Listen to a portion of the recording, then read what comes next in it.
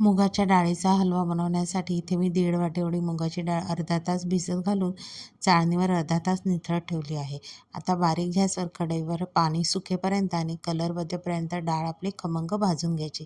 आता एका पातेल्यामध्ये 1.5 वाटी साखर, 3 वाटी पाणी घालून साखर विरघळेपर्यंत पाक उकळून घ्यायचा. कलर आणि चवीसाठी इथे 7-8 केसरच्या काड्या घातलेल्या आहे. पाकाला कुठल्याही प्रकारची तार आपल्याला इथे काढायची नाही आहे. डाळ थंड झाल्यावर मिक्सरवर त्याची जाडसर अशी भरड करून घ्यायची आहे.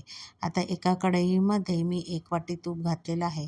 त्यामध्येच बारीक गॅसवर 3 टेबलस्पून एवढा रवा, 3 टेबलस्पून एवढं चण्याचं पीठ घालून छान चॉकलेटी रंग येईपर्यंत परतून घ्यायचा.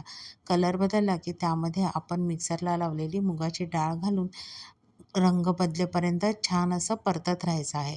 आता त्यामध्ये उरलेलं अर्धा वाटी एवढं मी तूप घातलेलं आहे. तूप घालून पुन्हा रंग बदलेपर्यंत आपल्याला डाळ भाजून घ्यायची.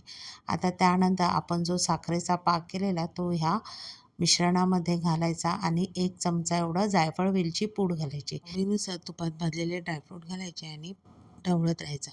मुगाच्या हलव्यामध्ये हा साखरेचा जो पाक आहे तो पूर्णपणे शोषून घेतला पाहिजे आणि अशा प्रकारचा मस्त असा चविष्ट मुगाच्या डाळीचा हलवा तयार झाला आहे.